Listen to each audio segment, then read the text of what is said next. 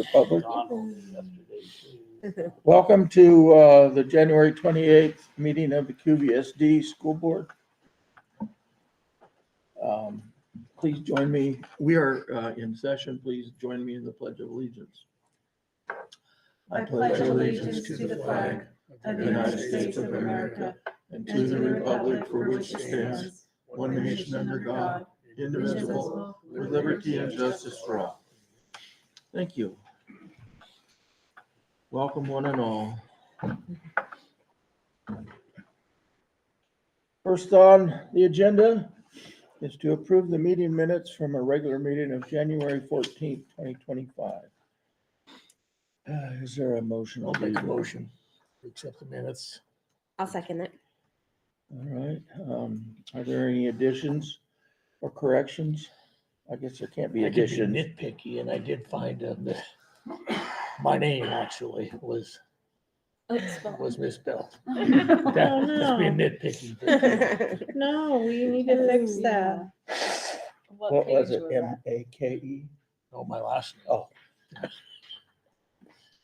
I just had it kind of zeroed right in on that. I go, "What?" Well, we want you to be there, not some stranger. We do. Oh, Okay. I see it. That correction in mind.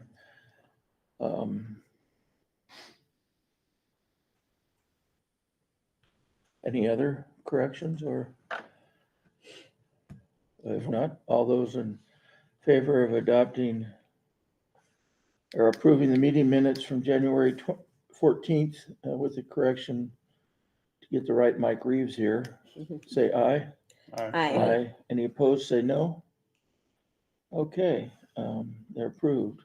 Is there a motion to adopt tonight's agenda? I'll make a motion, we adopt the agenda. Second? I'll second. Thank you both. Any changes or questions about the agenda for tonight? Not hearing any. All those in favor of adopting tonight's agenda, say aye. Aye. Aye. Any opposed, say no. Not hearing any. The agenda is adopted. Public comments and questions. Anything? Probably not. People haven't even tuned in yet, but Nathan, anything? Anybody out here in Hinterland? No? Okay, no public comments or questions tonight. Move right into Spotlight on Success, school board recognition. I need to take a nap. I just want to publicly thank you all for being here. And I will state it again that we're very fortunate to have a collective group of individuals who care really sincerely about our kids and their performance and our staff and our families' well-being. I'm very grateful for you being here. And then I think we need to publicly thank Shelley Castellano and our FCCLA group for the wonderful food they cooked, and then all the goodies that are supplied to you. But I think there's a video we need to watch. Yeah, I saw that. Play it on us.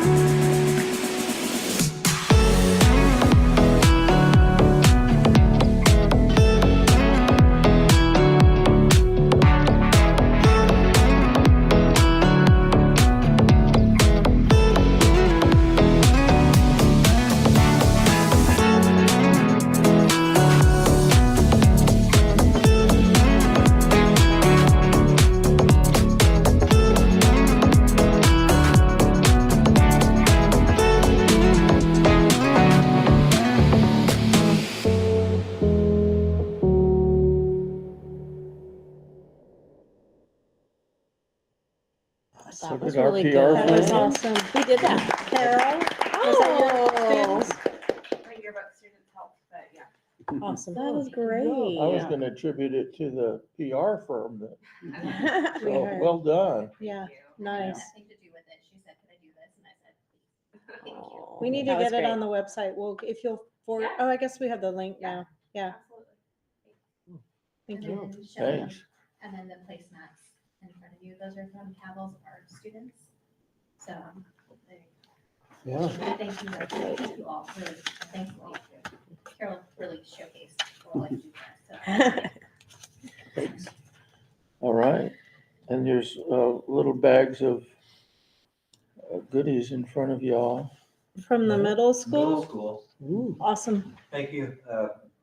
I'm representing the middle school tonight, and thank you for everything you do for our community and students in school. Little sign over there as well, but much appreciated. Dedication. Well, thank you. Thank you. You're welcome. And then our Homeschool Plus students made these with their 3D printer. Oh, really? Yeah, these are And they say, never forget you are the piece that made the difference. And then it says Ailey School, thank you, 2425. it's just amazing what they can do with these. I know. printers. Pretty cool. The puzzle. Very cool.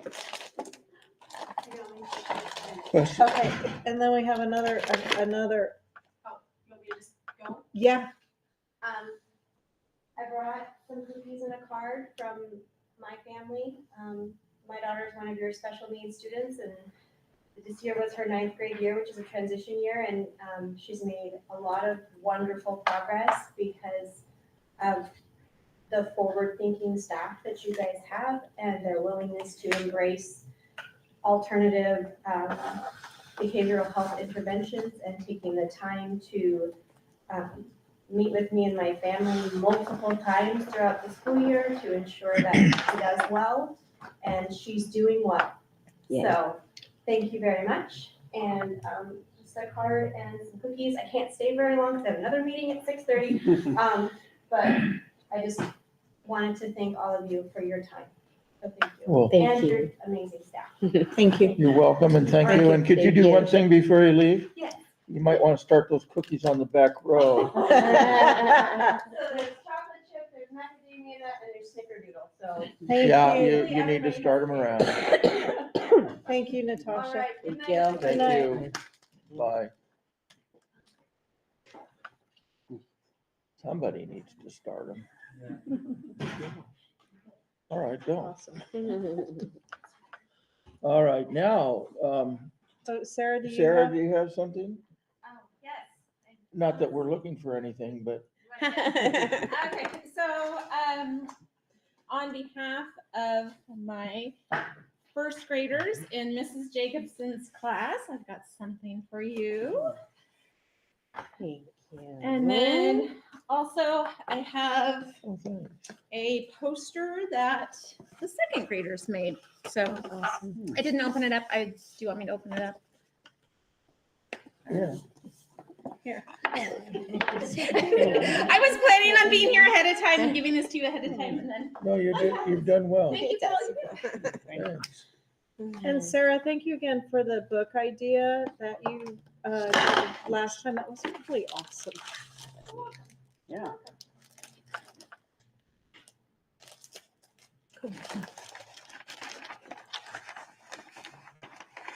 That's what I'm talking about.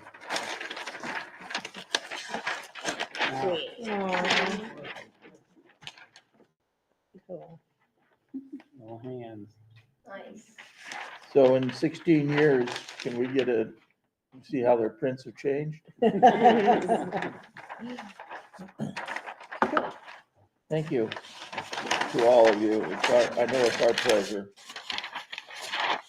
to do this for our kids. So on my behalf, thank you all for coming week in, week out, thick and thin. So, and all right. So we're going to move to number 2 on Spotlight on Success.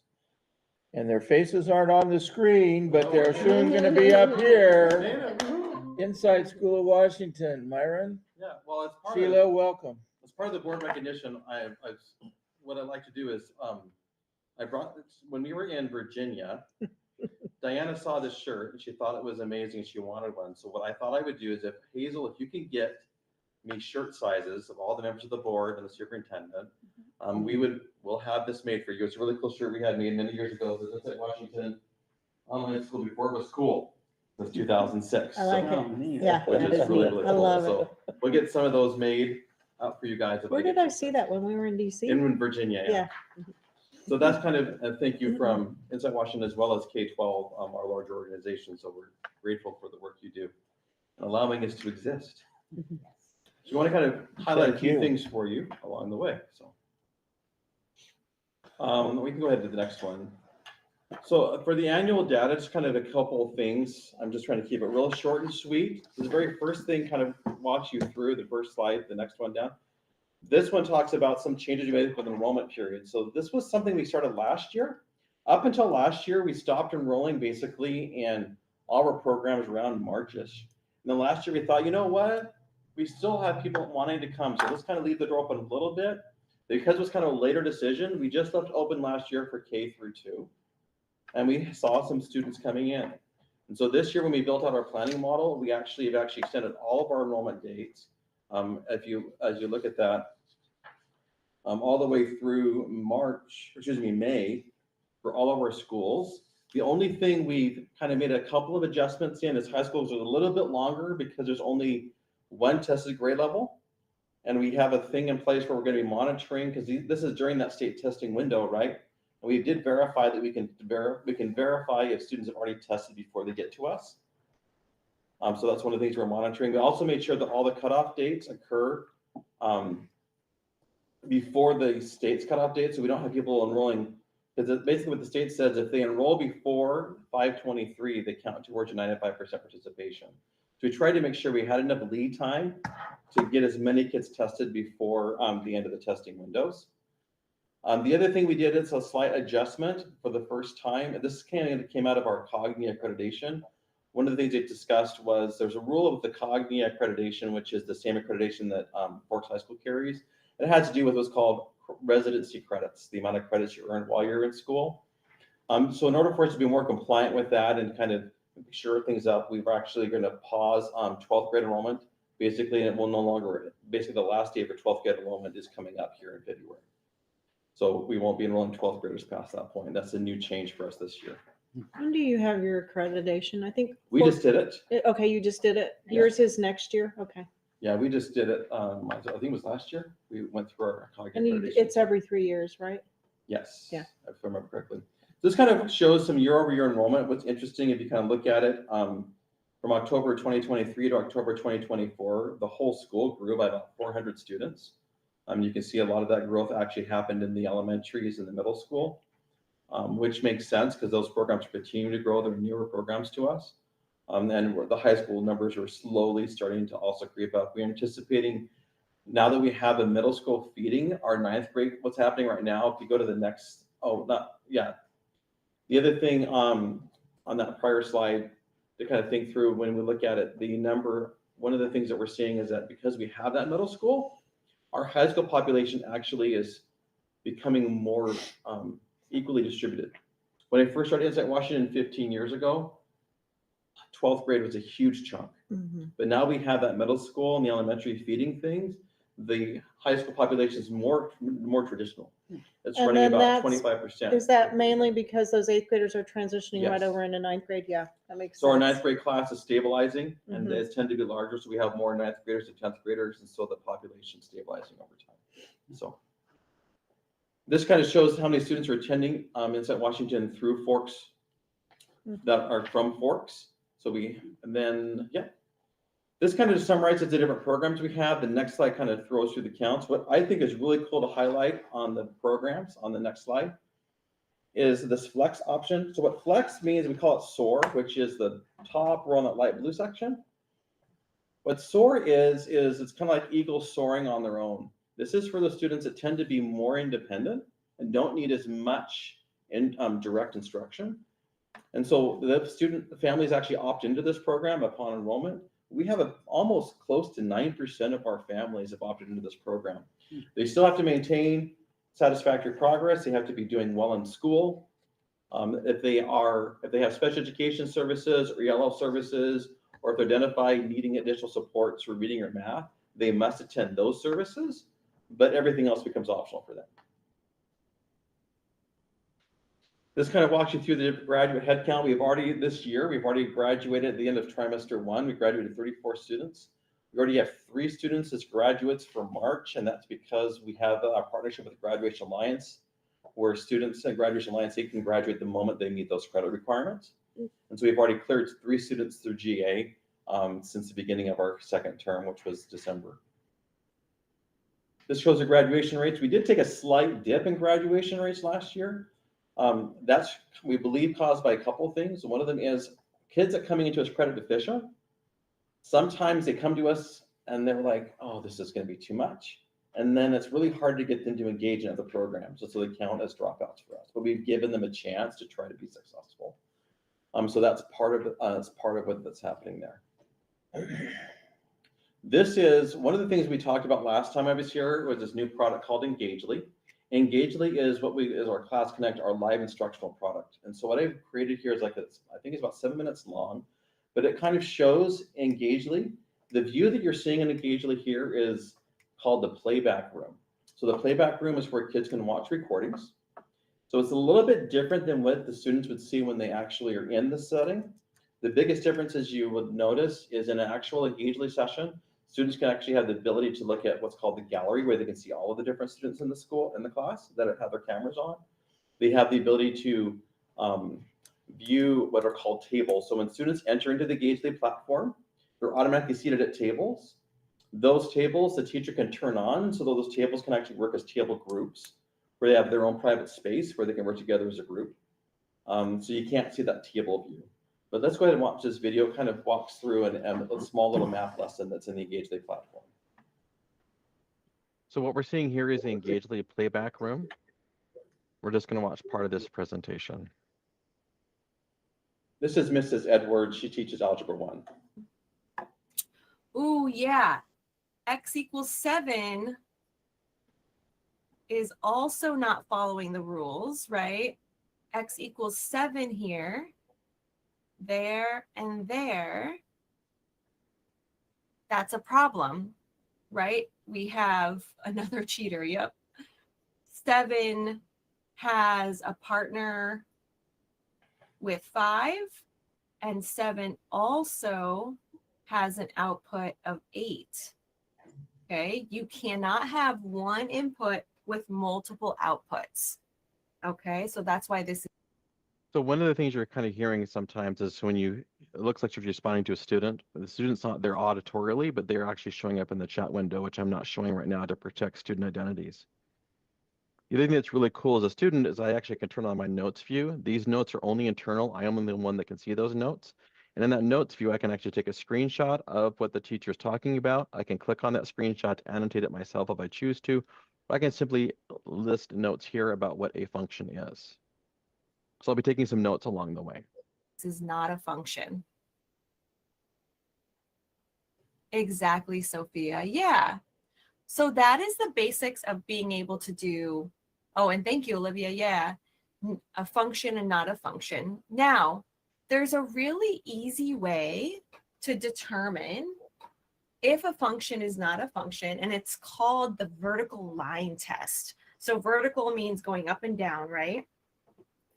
So basically, if you have graphs, what you could do is you can imagine a vertical line crossing through the graph. If the vertical line crosses over the graph in more than one spot at any given x value, then you have a problem. It's not a function. So see this one right here, even though it's not a straight line, it curves, right? If I pass a vertical line through this, at every x value, you're only going to cross through one point, right? Yeah, exactly, Anessa. But if you have a vertical line and you pass through, and your vertical line crosses the graph at more than one point, then it's not a function, because this X value right here has more than one output, more than one Y value. This is not a function. So I'm going to share these notes, of course, after class, but this is a really good, if you take your own notes, this is a really good slide to take a screenshot of this vertical line test, and really gets at that learning. One of the things I should also add here is that because I've taken notes now under my account, when I return to this recording, I will see my notes. Target, I can determine whether relation is a function. Right. And Leah, it's only if it bends this way, like sideways, right? If it curves like that, like the function one, yeah. Awesome, Leah. If it bends this way, it's totally fine, right? Even if it continued like this and was bendy that way, it's okay. It just can't fold over on itself sideways. All right, let's do a couple more of these and see. Oh, please activate my tags. Everyone cross your fingers. So one of the cool things with Engagely is a teacher can actually pre-load in these programmable QR codes that Engagely recognizes. These can be used to create in the moment word banks or word clouds, in the moment formative quizzes, in the moment video links to actual YouTube videos where it will launch the YouTube video. In this case, when she activates it, Engage is going to actually present a formative assessment. Yay! Okay.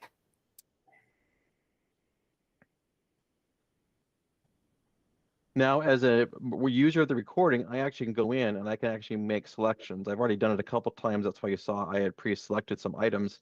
But what's really cool now is because I watched the recording, the teacher can go in and see in the recording notes what I responded to.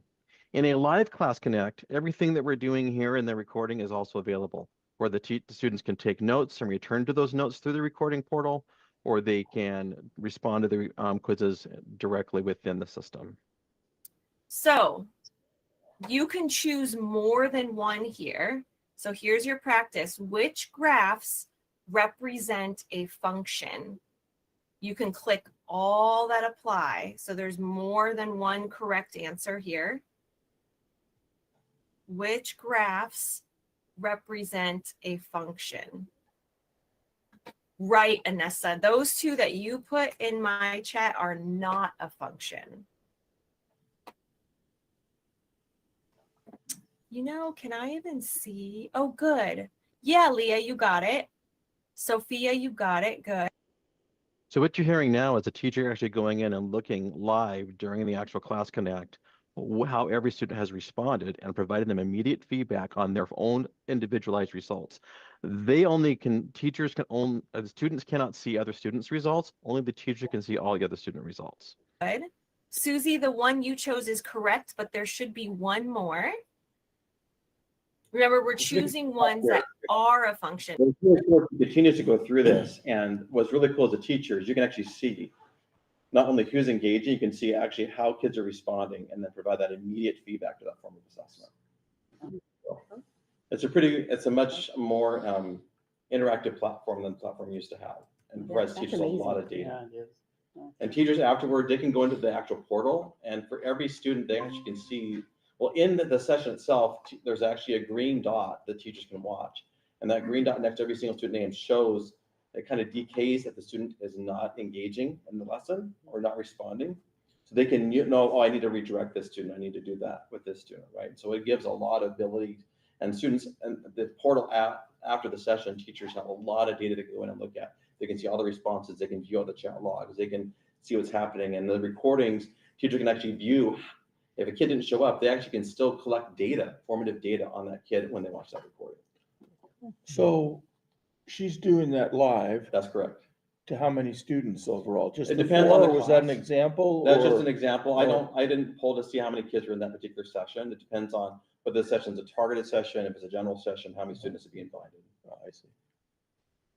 So the next thing I want to kind of share with you just really quickly is, along with the work you guys are doing with PLCs, we've been doing PLC work at our school as well. One of the nice things of having a digital platform is we have a lot of data. I'm going to kind of show some of the data views our staff has available to them. This is kind of an overview. All the data views you see here can be filtered in various ways. They can be filtered by grade level, by grade band, by ethnicity, by different student programs like special education, ELL, free and reduced lunch, any of those programs. So almost every data view I'm showing you next can be filtered and data and in here. So this is an example of what's called an administrative data view. So this kind of rolls up all of the school. This actually has been filtered only to show high school data. So we can actually see in one view, just an overall, what percentage of our students are passing all of their courses. What percent of our courses are currently passing, which percent of our students are passing every single course they're enrolled in. That TSA rate, that 60%, that's targeted session attendance. So students that need additional help in math or ELL based upon our internal assessments are asked to attend additional support sessions. That shows the percentage of attendance in those sessions for the kids that have been. How do they set up the times for that? It's all done through the Class Connect system. And so the Okay. students actually get a schedule that shows when they're supposed to be in sessions, and teachers will often notify them, hey, we're having a targeted session on Thursdays at 2:00. You need to make sure you're there because you've been identified. And how long do those usually last? Targeted sessions typically run 30 to 60 minutes, depending on what the teacher's trying to do with the student. Is that with all subjects or just math? English and math, how the ones, all subjects can do it, but we track specifically English and math. What was that last? All subjects can do all these subjects, sessions, Okay, but we track specifically English and math. gotcha. Go to the next view. So this What a is great another, idea. another question? No, Okay. I was just saying it was Yeah. great. This is another view. This shows academic growth and participation. So I filtered this particular view just for K5. So these numbers don't look fantastic, but you have to keep in mind when we're looking at middle of year, this is starting December 1st. The only kids we've tested at this point are the kids new to our school. We're not going to do the full majority window testing until semester 2, which starts next week. So that's why the data looks a little bit wonky right now. But you can see it as of this moment, 49% of the students have taken the MOI assessment already. That reading benchmark and math benchmark has to do with how they're doing compared to the BOI assessment. So the percentage of kids that showed improvement. And the STAR 360 would be equivalent to our iReady, is that Yes. right? Yeah. Very similar. So this is a simple sample of what's academic tracking. So this is really cool for teachers. They can actually drill into every single classroom, every single kid, and they get a nice overview. So they filter this for their class. They can see which percentage of their kids are passing, what percent of those kids in that group are passing every class that they're in. It also provides those year-over-year change metrics that kind of shows how it's trending from the prior year. GoBox green, GoBox stands for guided outreach. And that's a little chart you see to the right. What it does is it maps the passing rates of kids against their login patterns in the last 5 school days. And one of the things that we do is that students are in that red section, those bottom 3 left-hand corners, we'll actually filter for those kids and we'll message those kids and we'll do special meetings to identify what's going on with these kids that are not engaging in our platforms. So that's kind of what those views do. A lot of our teachers use those. And the other thing we do is what's called monthly data monitoring. This is us working with our portfolio leadership. That's Sheila and her team. So this supports our school improvement goals, which we reviewed before. We want to go to the next slide really quick. So in these presentations, we look at the 4 main domains that we monitor, which is academic achievement and growth, student engagement, retention, teacher excellence, and we call them matriculation to the 3 E's. That's employment, enlistment, or education. So it's like the post-high school planning. For each one of those 4 areas, we have leading indicators and lagging indicators. And depending on the month, we'll determine which indicators we're reviewing. So if you go to the next slide, this kind of walks through that cadence. Our next, we just did the January meeting, which was leading measures. We will do a February one. This will be actually lagging measures. So in this February one, we will look at the embargoed 2023 WSIF data that is now released, where we can see it as employees, we can see what that data looks like. We'll go through that with our leadership team, talk about what that data is showing us, how we're responding to that data in preparation for the next testing cycle. Is that something I could attend sometime, just so I can get a better conception of what? You want to come check it out? You're welcome Yeah. to. If you want, we can do this on Thursdays at 11:30 is Okay. typically when we do it. I'm happy to invite you if you Yeah. want to be part of it. Yeah, I'd like to see that. yeah. In LA. in LA. I'd like to, no. It's all done through No, I Zoom, know so it we're all is. digital. In these sessions, what we use what's called the DIAO framework, where we'll look at the data. We'll then look at insights. What is that data telling us? We'll then set actions we're going to do in the next month to determine what we're going to do to try to modify or change that data and what we expect those actions to do. And then we have the next cycle, we'll talk about whether that worked or didn't work. And I would just add that this framework came from our CEO, Jim Drew. He is adamant about this. He really wants data to inform our decisions and to track our progress. And if we target an outcome for the next 30 days, when we come back and look at the next data set, have we met that? Have we not? And that's where we get into the insights. Why didn't we? What do we need to do differently? And then action plan for the next cycle. But he's literally changing our organization with this framework. Everybody uses this. And these meetings are only 30 minutes, which is amazing. And so we get all the slides in advance. I can release the slides to you in advance, Diana. And then everybody reviews them in advance. And the meeting, we're just kind of having conversation about it. And then coming soon, just kind of let you know what's happening going forward. Right now, our online school, what we often call the online school, this is the asynchronous environment. This is where kids read their textbooks, do their assignments, all those kinds of things. The asynchronous environment actually is in two different environments right now. We have elementary school and what's called the K-12 online learning online school, the K-12 OLS. This was a custom-built product that K-12 built when they first launched many years ago. Right now, middle and high school and what's called the Brightspace online middle and high school. So where this becomes a challenge is when those kids leave K-5 and go to middle school, grade 6, they're in an entirely different system and platform. And it can be kind of jarring because you're experiencing a totally different school, right? It's like Google to Microsoft Teams. Yeah. Are you guys transitioning? No, but some of the stuff we have to use Microsoft Teams or Excel and everything. And then our school uses the Google platform, but in reporting to the states, we have to toggle between two. Yeah. It is challenging. It can be challenging. So we're actually, next year, we're actually launching everything in Canvas. So we're moving the entire program, K through 12, into one learning management system. So we'll actually have the same experience across, which also means it's going to help with our teacher training. Because right now, if I have a teacher that moves from elementary to high school or back forth, right? If we're trying to span two, you're spanning two different systems. And going forward, it's all going to be one gigantic system. So we're excited about that. That'll be launching for fall of next year. So right now we're in the. So that'll help staff and for data collection and all. Are the students involved in that switch over? Well, the students for Canvas, that's where the students will be logging in to view their content and do their assignments. So they'll have to learn. We'll have to Something new. move we have to go through training for all of our families and stuff and the new platforms and onboarding. A lot of colleges use Canvas. That's the other nice thing. A lot of colleges use Canvas, so it'd be a comparable experience what they'd be experiencing in colleges. Okay. Is that something that has any applicability to us? It's similar to Google platform. It's just, I don't know who the business is who owns it. But generally speaking, schools use Microsoft Teams, Google, Canvas. There's a couple of other platforms. It depends on the district. Like my kids' school district, they're on Schoology. Is what they use. They use PowerSchool and Schoology. So Schoology is like a similar LMS kind of thing, like the Google Classroom LMS. Just depends. Different schools use different things. Any other questions for us? Gosh, no. Sounds fun. All From right. a data collection. Thank you. Perspective. Yeah. How do we collect our data how do we compare? How do we, We're brick and mortar.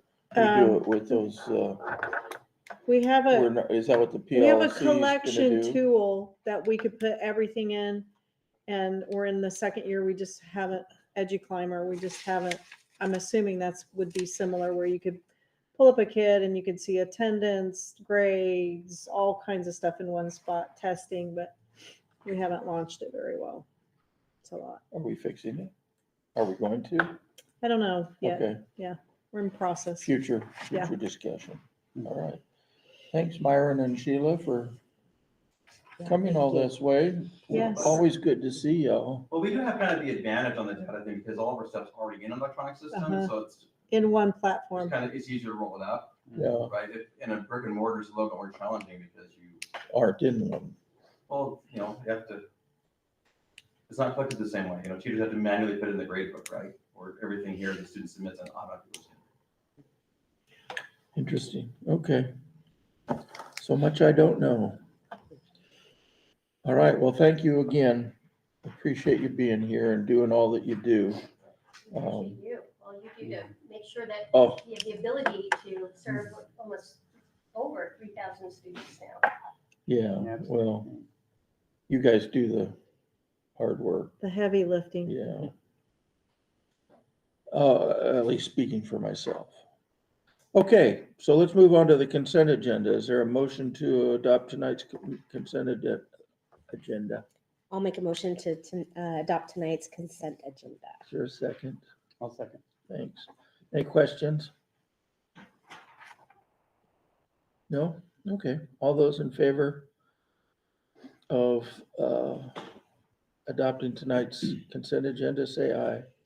Aye. Aye. Any opposed, say no. It's adopted. Page 2.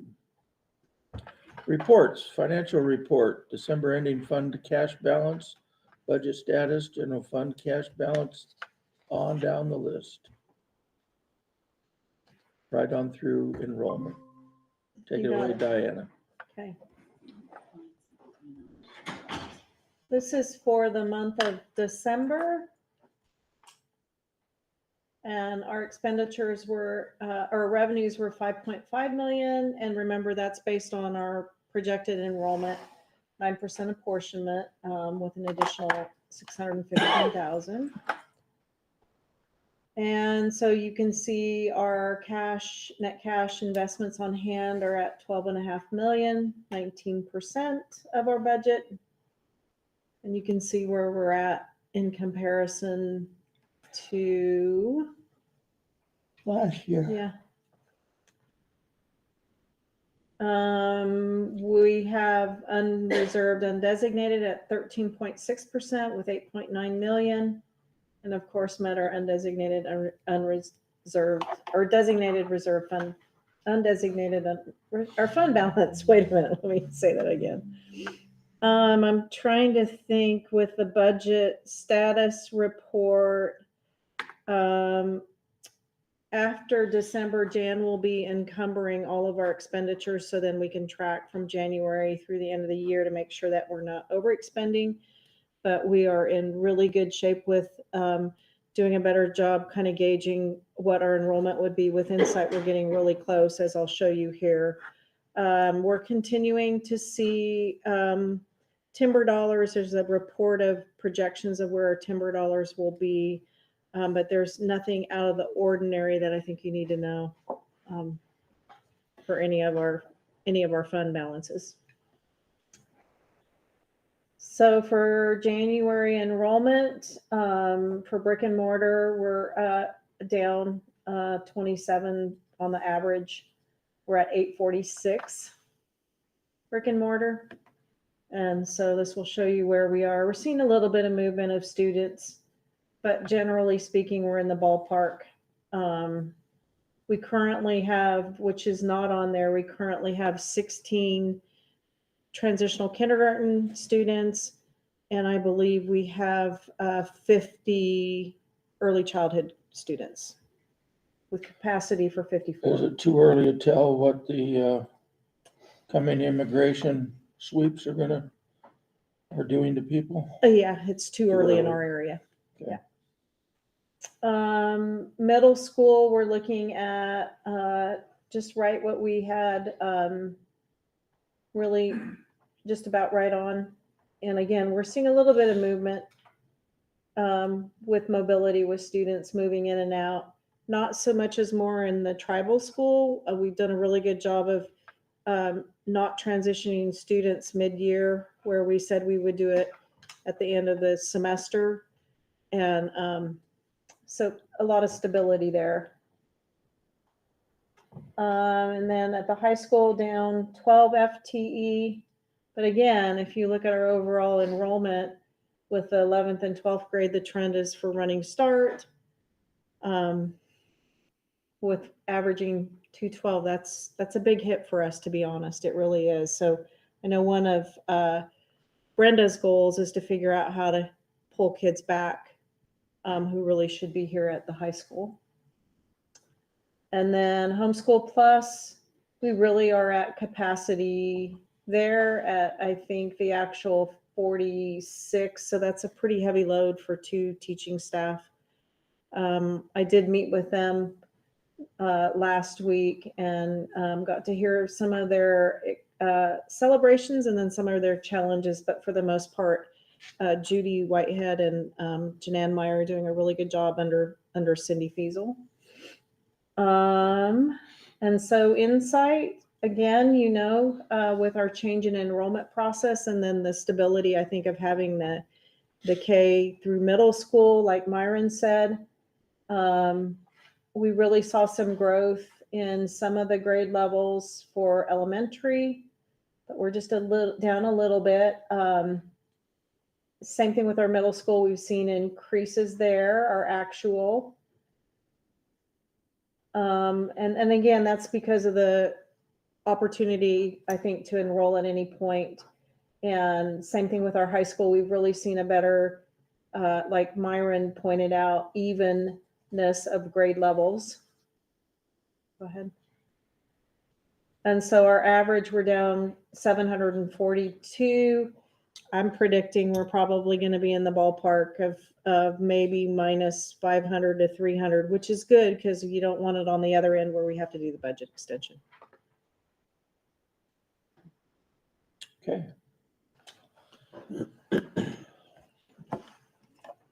And we anticipate, just so you know, on Monday, we're starting our second semester. We anticipate right now starting about 50 new elementary students and 100 plus middle school students starting on Monday.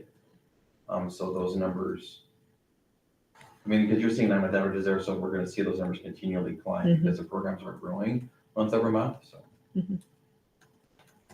And you might see the catch up in the FTE in a month, but because of the gap between the starting and then we won't actually see what we had budgeted for enrollment. But it is going to be closer than it was last year. I really do believe that. Yeah. And again, we're appreciative of your flexibility in taking those students. I think that's really been helpful for students. Cool. Timber revenue projections. So we had this on the agenda last meeting and we skipped over it. So I'm putting it back here. But there's 2 pages that we get from Clallam County Finance Department to show how much actual DNR timber dollars were wired. And it shows the remaining of 2024, and then it shows what the projections are. There's the reason that there are 2 pages, and I don't know which one belongs to which. One goes into our general fund for the EP&O levy. The other one goes into our debt service fund for our bond that's out there. So we capture DNR timber dollars in 2 different pots of money. And so it looks as though I believe the second one is our bond funding, and the first one is, so if you looked at our for the current 2024-2025 school year, there's 180% that we should be seeing with a projection of 200 overall. That would be that in this school year for levy. And then I think the bottom page is for our bond. They're projecting 302,000. Part of the reason why I brought this up, and it's good timing, is that you may have read about a 6-month stoppage of any timber cutting in the DNR with our new state land commissioner. However, in speaking with Bill Wells and David Hearn, they received a memo that they're going to continue to cut in Clallam County. We're the only one who got an exemption to that 6-month period. Oh, wow. Yeah. I don't know the reasoning. One of the reasons is based on the legacy forest, the bigger trees. And they tried to sell them in the first half of the year to get rid of them.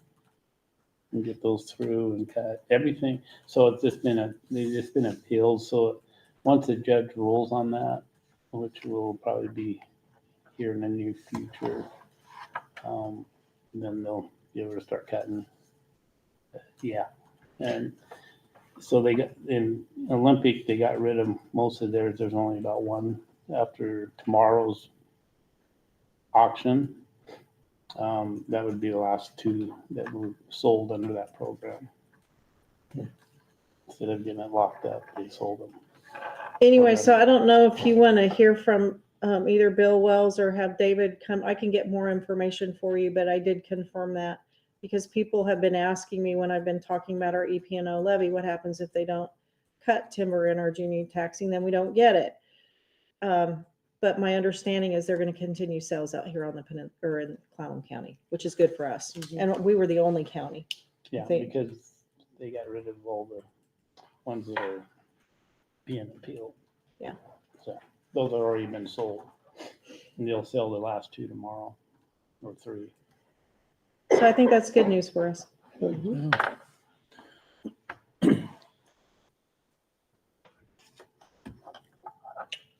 Board member reports. Any board member reports tonight? No, I was gonna go to the Rumpelstiltskin thing Saturday, but I just couldn't get out of work, so I skipped it. I went. Did you go? Yeah, it was really good. No. Went to the 5:30 showing. Oh, Two of my granddaughters were in it. Oh, I had to go. But no, it was good. It was, yeah, they did a good job, as always. It's amazing what they can do in a week, isn't it? It Oh, is. yeah, especially all those little ones, they keep them straight. But yeah, it was nice. Good. It's been a while since I've been to one. My kid. The only other thing, a couple things. We approved the Fred Orr use their fields out there again until ours gets done, but they put the new scoreboards up I this saw last that. weekend and it looks Yeah. really nice. They're Yep. big. And that was a donation from the Quileute tribe. Hmm. So I think the Lions Club is the ones that put them up and yeah. put it together. So I think that's gonna be a benefit for, Just out of curiosity, were they aware that we were looking to build our own fields?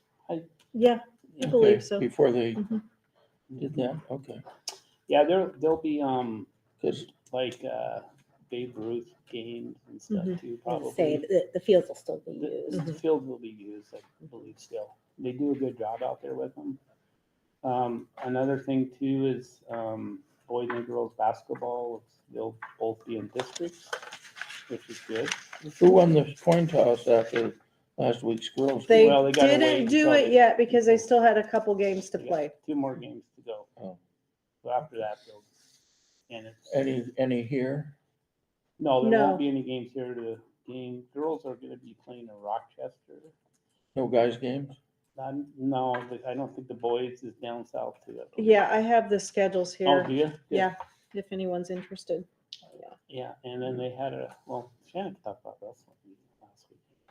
I was sick. I didn't get to go. No, I didn't but, either. I was, Yeah, but they did have a home wrestling tournament last Saturday. Saturday. Mhm. I And it think looked there like it were was well attended. 4 teams, they didn't have their usual huge, but they ended up then kind of like the duel between, it was 39-39 between Port Angeles and Forks. And that's when they brought the spotlight down. So it was really meaningful. They had the one mat in the middle with a spotlight, and that's really meaningful for our kids to have that home event. Kyle said it went really, really well. Good. Our girls have probably I think they were ranked, I can't remember where they're ranked, but they're high up there. They're performing really, really well. And Kyle says they'll probably do well. In wrestling? Yeah. For State. postseason. Mhm, Yeah, I'm postseason. excited to see. Yeah. See how they do. Good. All right. And who's coaching the girls? Well, right now we have 3 coaches. We have Kyle and James Salazar helps out when he can. He usually is on spot, and then Frischkorn is our head coach. But That's it. So it's been a challenge. So you don't have a designated girls coach then? James is, James is? yes, yeah. Although there are times when he cannot go because of his responsibilities with the tribe. And so then either Kyle or Frischkorn will go, Daniel Frischkorn. Good. But they're a little shy on coaches. He's a little worried. He said at some of the matches, because you usually have a coach right there, if there are two going on, it's a challenge. Mhm. Okay. If nobody else has anything, I hope those that were sick over the weekend are getting better.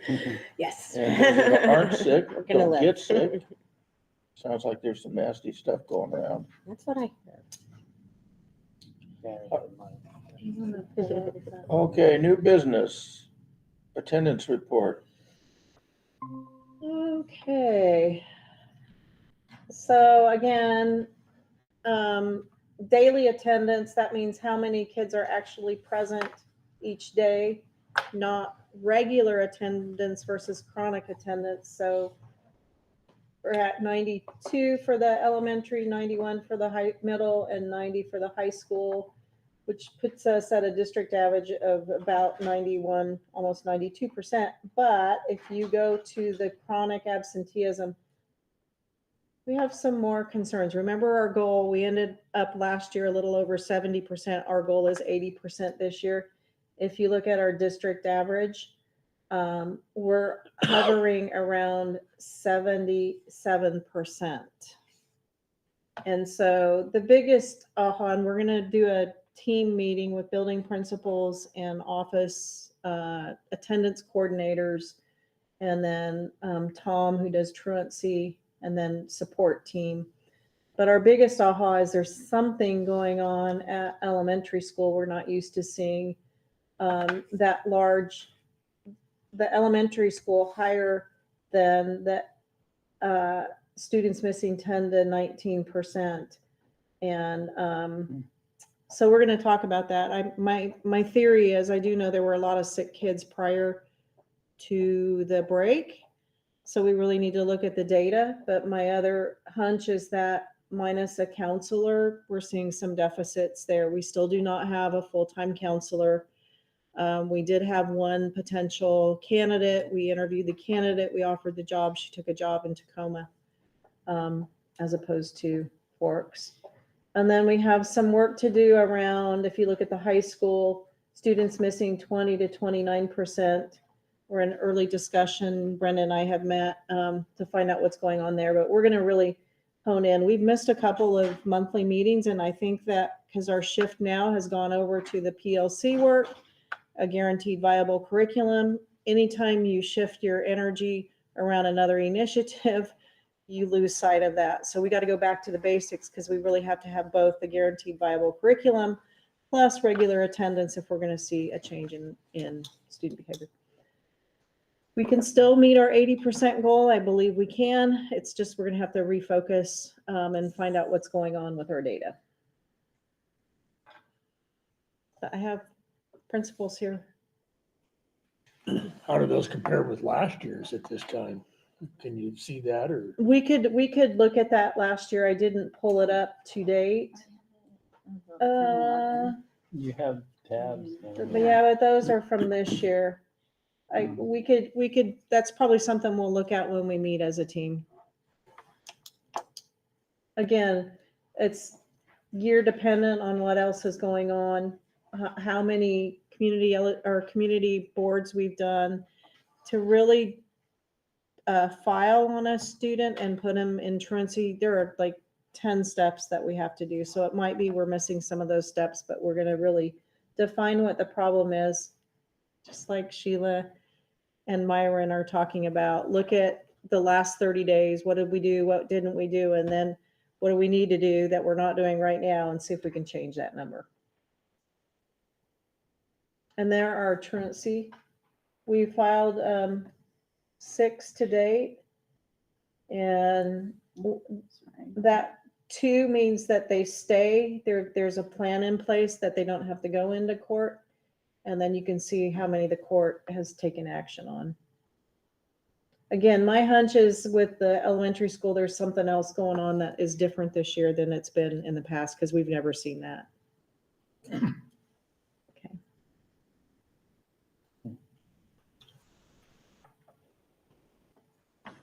Okay. I'm going to talk then about the PLC work. Guaranteed and viable curriculum. Yeah.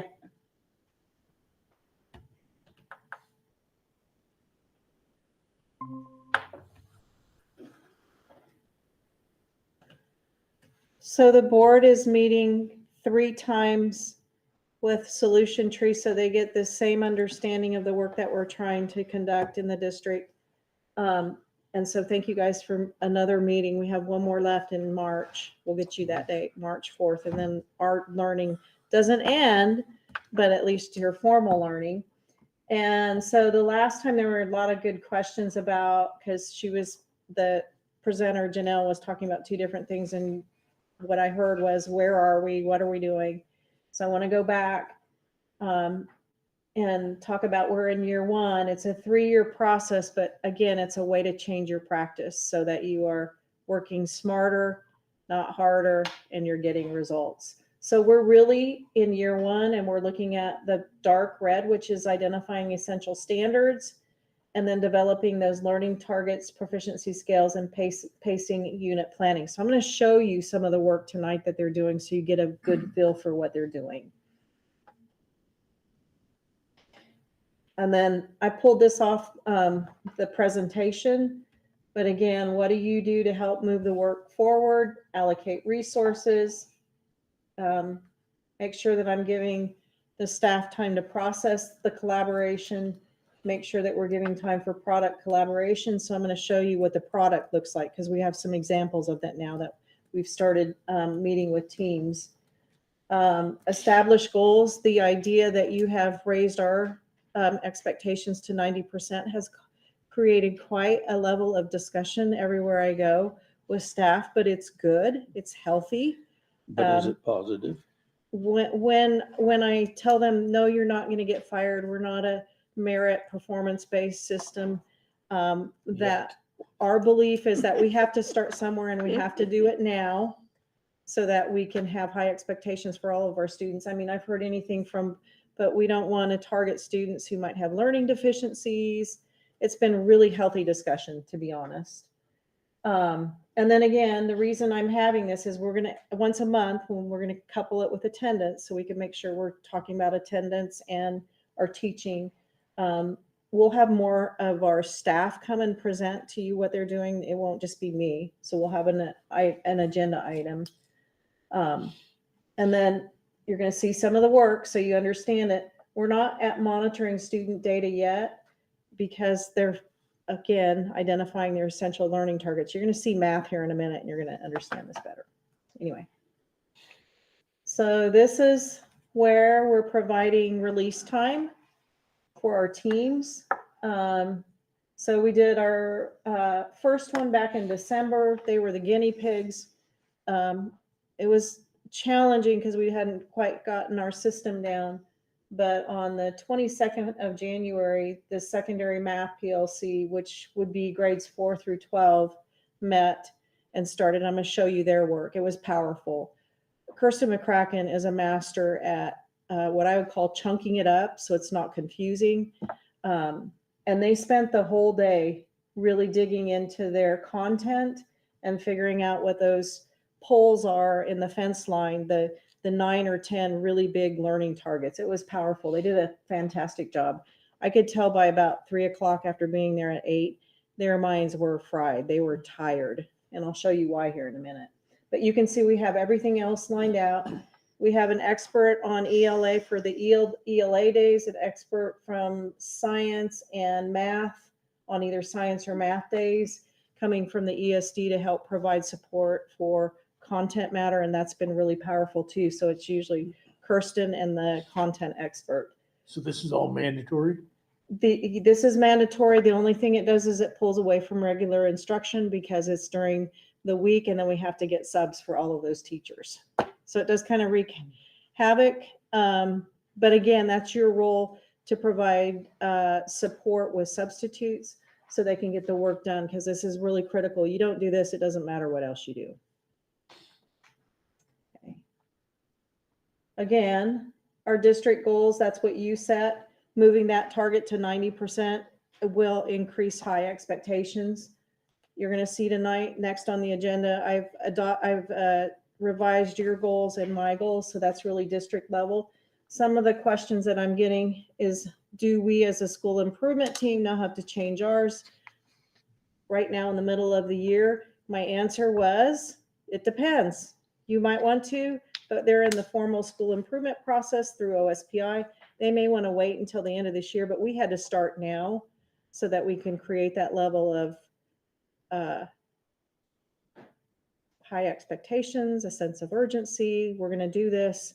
We're going to start saying everyone's going to get over the goal. And then again, once the school sets their goals, then the teacher teams feed into their goals, and that feeds right into our evaluation process. And then eventually you want students to set their own goals. You know, you say it's causing a lot of conversation. Healthy conversation. Okay.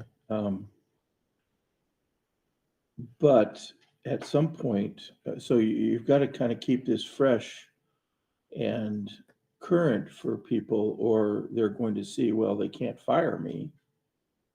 So what can they do to me if I don't toe the line on this, or if I don't participate in this wholeheartedly?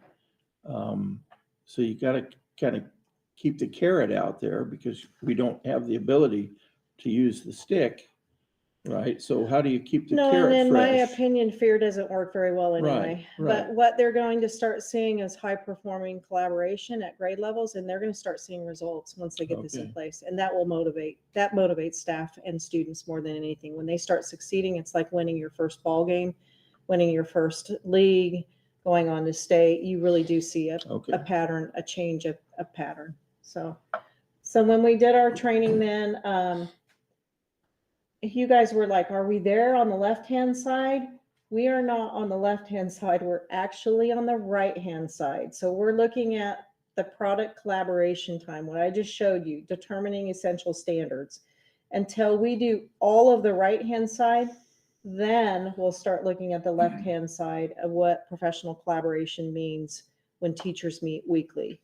And that'll be, are they looking at student learning goals and student outcome within the last 5 days? Are they analyzing that, providing additional time? But until you get your standards, your proficiency scales, a common formative assessment, you can't do anything on the left hand. I was at the Best Stakeholder Group, which is our new teacher mentor program. They are really seeing me talk about it, you talk about it, building principals talk about it, mentor program talking about it. They're getting it. They are seeing this over and over. And it's actually not something that's ever going to go away. It's going to be a change in our practice, is what we're hoping for. The way we do business. You can't teach in a room by yourself and not make progress without all of this. Okay, so keep on. That's it. Okay. You know where to go next. I'm going to show you, Sarah Warner gave me permission to show you her work. She's working as the 4th grade math teacher. So go back to PLC work 2024. Just click on that top thing. The very, yeah. So this is the folder, okay, that Kirsten has created. So all of the work is going to be in this folder, and I'll tell you what that will do. We have a new 2nd grade teacher who came in from a district that had all of this together. So she could click on this, get the unit planning, know what unit she's going to do first, what unit she's going to do second. We don't have any of that. So somebody coming in new is going to say, I'm really not sure, it's up to me what I teach when. So scroll all the way down to math. So Kirsten has said it, this is where we're going to house all of our work. It's not teacher dependent, it's system dependent. So go to math. Go to the real criteria and go to 4th grade math.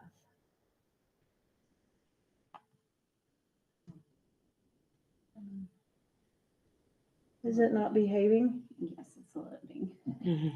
It's giving me the loading sign, so. Okay. Is it gonna show you? There we go.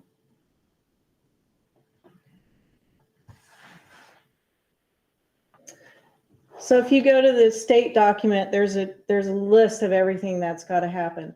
So on the right-hand side, the essential need to know, those are where she checked, is it readiness? Is it endurance? Will it be on the assessment? Is there leverage? Meaning it's going to be needed for the next years. And is there a way to intervene? Those are the ones in green. So these are the areas she's identified. The yellow ones are areas that, yeah, that's good to know. It's supporting, but it might not be something we assess a student on. It'll be woven into the units. So keep scrolling. I think she has identified 9 targets. So 9 units over a 10-month period means about a month you're going to spend. And in a month, it sounds like a long time, but reality, with all the day-to-day interruptions, you're going to get the chunk of the time. The ones that are red, she said, we don't need to teach. There's just a few red ones. So this is basically the plan. The posts in the fence that are most important. So green is something you're gonna see on the test? Probably, deal? yes, yeah. Okay, so now go back to and that's using the real criteria. So they were taught what that means and how to look for that. Okay, so now go to, was it unit plans or proficient? It's proficiency math, yeah.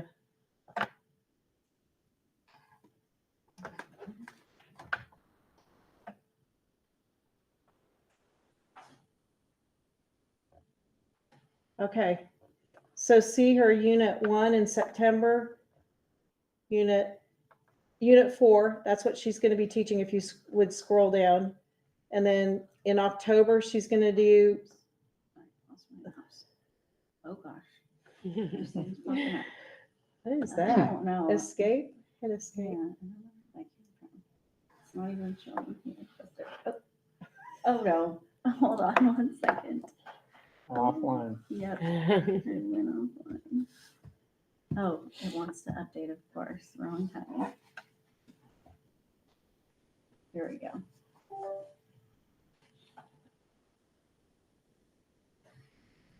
I should have had Sarah come do this. Sarah Warner can do this much better, but Okay. her stuff is just way cool. So I pulled up the framework from OSPI. See over here where it says OA? That's operations and algebra thinking. So everything in that column will deal with operations and algebra thinking. And if you scroll down a little bit more, MBT is numbers, operations, base 10. Because in the 4th grade, they have to learn base 10. I think they have to have, you can see all the green that will be tested. So move on down. Then NF is numbers and fractions. You can see there's not quite as much green. That's not as much as they're going to be tested, but she already knows if they don't hit the yellows, then they won't be ready for the next grade level. Then if you go down to MD, measurement and data, again, you can see where the green is. That's going to be on the test, but still you need that supporting yellows.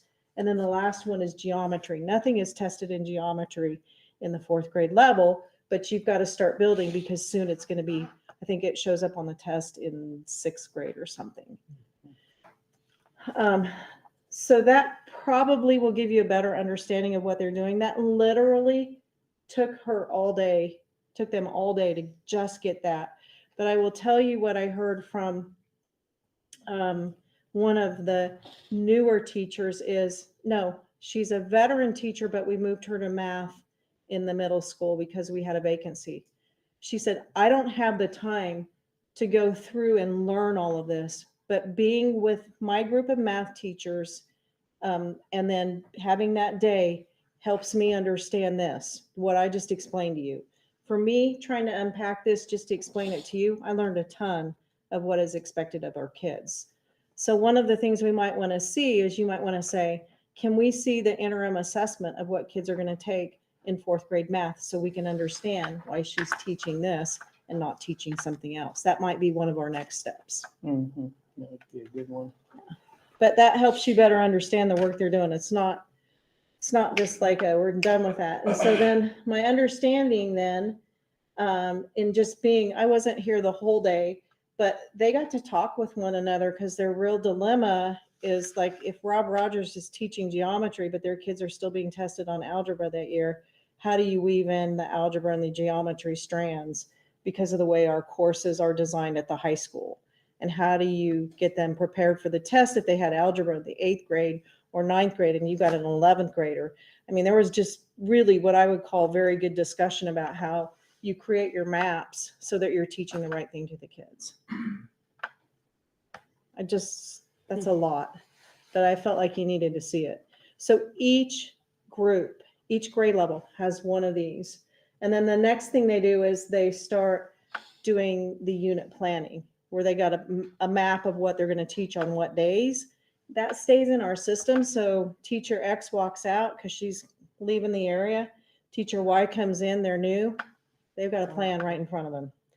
And they sat as a group and decided what to put in this. They worked on their own and then they came back and they looked at it sequentially, and they're going to do a lot of that at their grade level teams. And then they're going to go, this isn't working, or we're spending too much time on this. And then the 5th grade team can go, yeah, but when they're getting up here, they're missing this. So they'll have to readjust. Mhm. And that's why they work in their teams.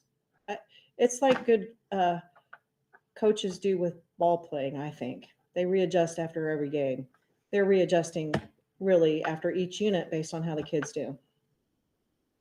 Anyway, I hope that better understands what we're trying to do. So if they're missing the mark 1 month and the kids just aren't getting it or whatever, does that throw their calendar or their timeline off? It could potentially, but eventually when we get the plans in place and then the teachers are meeting weekly, they all have to bring their student assessment in and look at each other's student assessment, because one teacher might say, well, I'm teaching it this way, or have you ever thought of this? And that's where the real heart of the discussion comes in. Or it might be, Mike and Shannon are getting it, but Bill and Ron aren't. Is there a way we could do small group where we move kids around so these can get this and these can get that? I mean, that's where the beauty comes in. Mhm. Okay. Did I miss anything? Isn't that about what we're seeing? But it is hard work. It's a lot of work. If We've been doing you- this a lot too at our school. Yeah. It's I mean, tough. if you see teacher fatigue, it's a lot of hard work, but they're really, and they're not seeing the benefits of it yet. But again, I assure you, once we get it in place, we'll see a difference in the way our kids perform. We really will. So the other ELA is doing the same similar thing? So all of our All of groups, all of them. Science, everybody? Mhm. That's why we've got 10 days where we're pulling Have staff. they all gotten as far as math has gotten? I haven't looked at everything. The Oh. next thing that we're going to do as a leadership team is really get in there and look and provide feedback to teams and then see where additional, I'm thinking our secondary ELA, who were the guinea pigs from the get-go, they need another day because we weren't sure what we were doing. We got it figured out now. We got it pretty dialed in. I should say Kirsten McCracken does. She really has a good solid plan guiding them through that day of work. If you want to come, I'm happy to share those dates, or they're in there. Come over so you can see it. What now? Thursday? Yeah. And we're thinking for the grade level teams, half do the ELA, reading and writing, and half to do math and to do the ELA, because they can't, otherwise we'd have to have 2 days for a 3rd grade team because they teach everything. Mhm. That's what we're thinking. But anyway, Wow, it's a lot of work.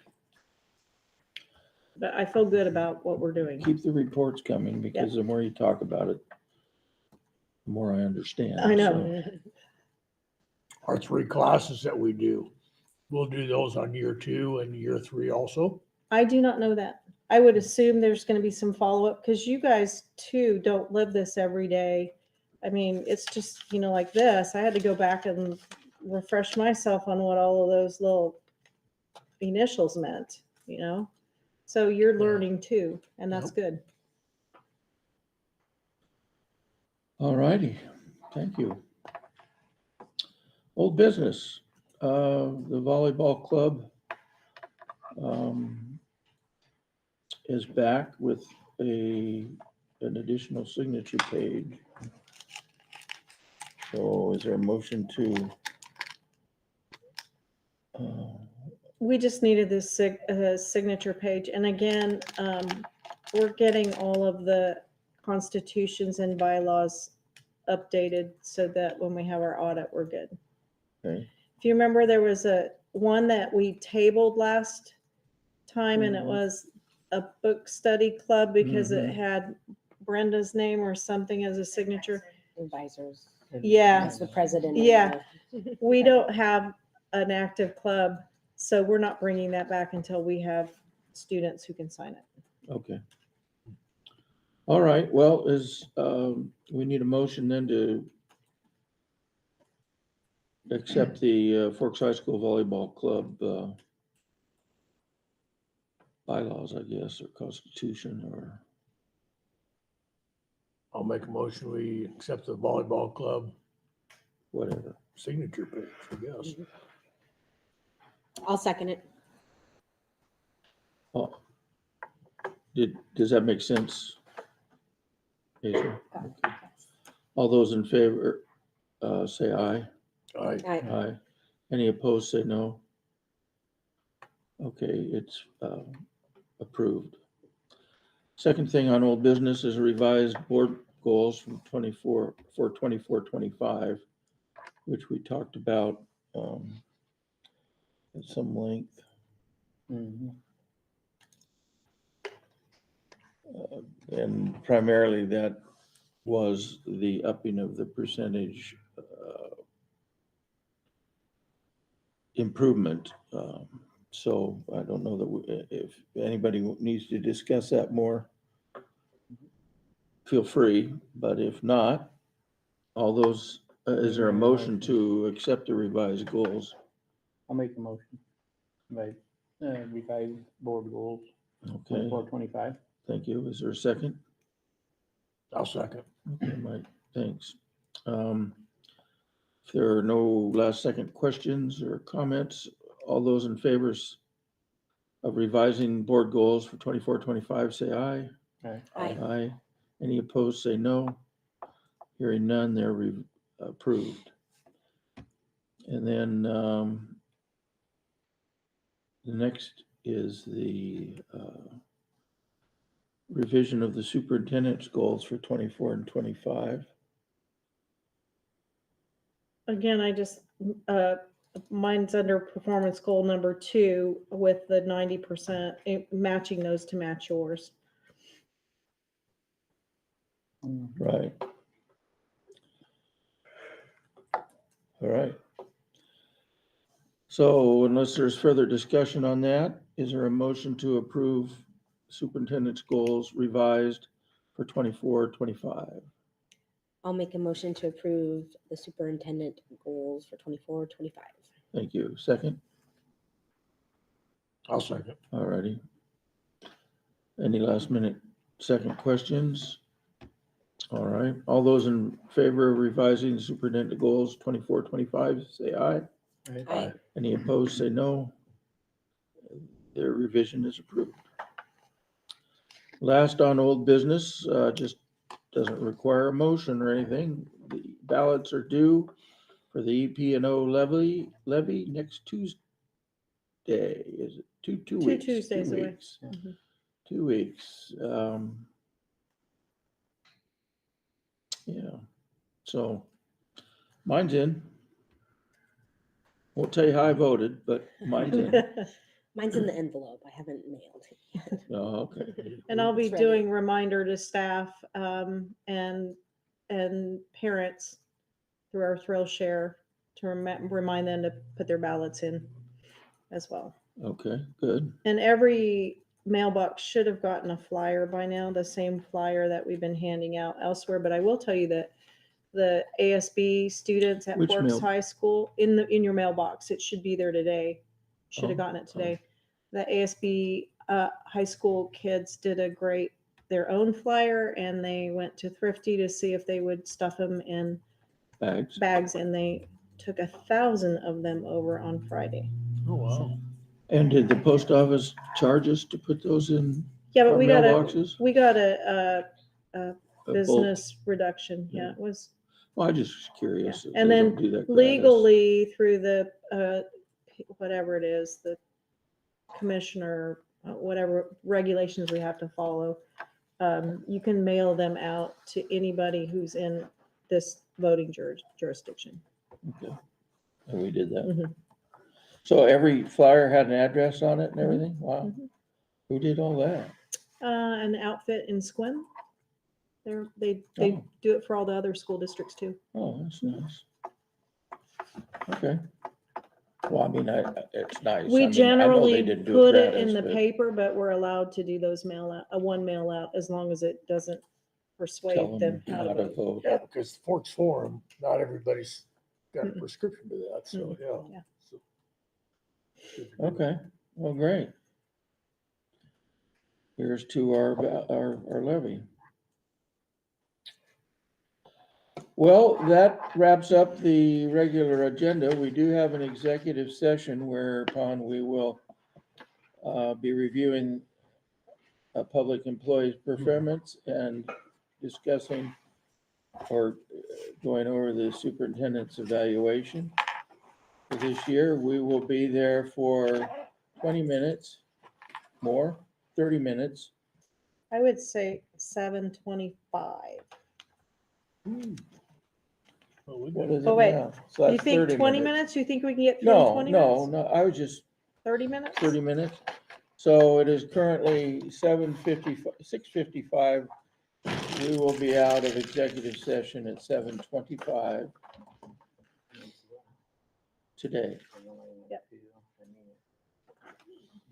There's a plate of cookies. We don't anticipate any action afterwards. All right. So do we need a passing period? Yeah, we need a passing through. Should have factored that in. Anyway, yeah, I got this when I was there.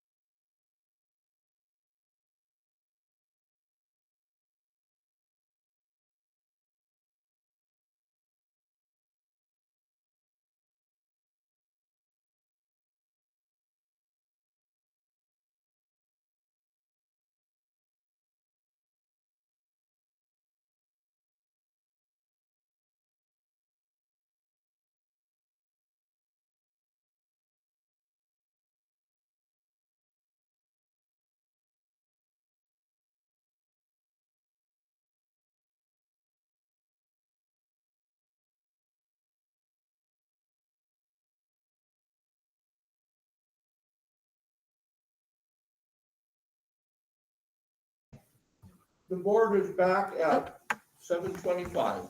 For some reason, it's not looking at you. I wonder if There it's. is no action. We are adjourned. Let me stop sharing So this. says the chairman of the board. Okay. Let's see. Yeah, I'm trying to remove that. Where's my mouse? There we go. Okay. But look at the owl. It's just on me. It's not tracking as.